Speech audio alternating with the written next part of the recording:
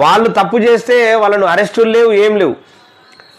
వాళ్ళు ఏదైనా బూతులు మాట్లాడితే, ఇప్పుడు రేవంత్ రెడ్డి గారు విపరీతమైనటువంటి బూతులు మాట్లాడుతూ ఉన్నాడు, మరి ఆ బూతులకు శిక్ష అయ్యరు. జర్నలిస్టు సీఎంను తిట్టిందని చెప్పేసి కేసు పెట్టేసేసి ఆల్రెడీ అరెస్ట్ చేసినారు. మరి ఈయన తిడుతున్నాడు కదా ఇష్టం అన్నట్లు, కేసీఆర్ని తిడుతున్నాడు, కేటీఆర్ని తిడుతున్నాడు, రకరకాల వాళ్ళని తిడుతున్నాడు. మరి ఈయనకి ఎందుకు అరెస్ట్ చేస్తలేరు, ఈయన మీద ఎందుకు కేసులు పెడతలేరు, ఈయన మీద ఎందుకు చర్య తీసుకుంటలేరు? మరి మనది మంగళవారం, మందిది సోమవారం. ఇలాంటి దరిద్రమైనటువంటి రాజకీయం తయారైంది. మరి వీళ్ళకు తగిన బుద్ధి చెప్పాలవలసినటువంటి బాధ్యత ప్రజల మీద. వాళ్ళ గురిగిల పైసా గురిగిలనే ఉండాలి. మంది పైసతోని, అంటే మంది పైస అంటే ఏంది, తెలంగాణ ప్రజల పైసలతోని వీళ్ళు ఎంజాయ్ చేయాలా, వాళ్ళని దోపిడీ చేయాలా, వాళ్ళని ఆగమాగం చేయాలా, వాళ్ళని ఎటు పనికి రాకుండా చేయాలి, వాళ్ళ కుటుంబాలు ఆత్మహత్యలు చేసుకోవాలి. అలాంటి దరిద్రమైనటువంటి పరిపాలన కొనసాగుతూ ఉంది.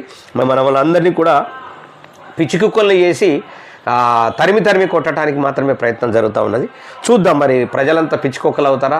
మరి ఆ పిచ్చి కుక్కలు, ఎర్లేసిన కుక్కలు మొత్తం టోటల్గా మరి రాజకీయ నాయకులను వచ్చిన కొద్ది కరుస్తారా, కరిసి మరి ఇంజక్షన్ లేపిస్తారా, ఏం చేస్తారనేటటువంటిది చూద్దాం.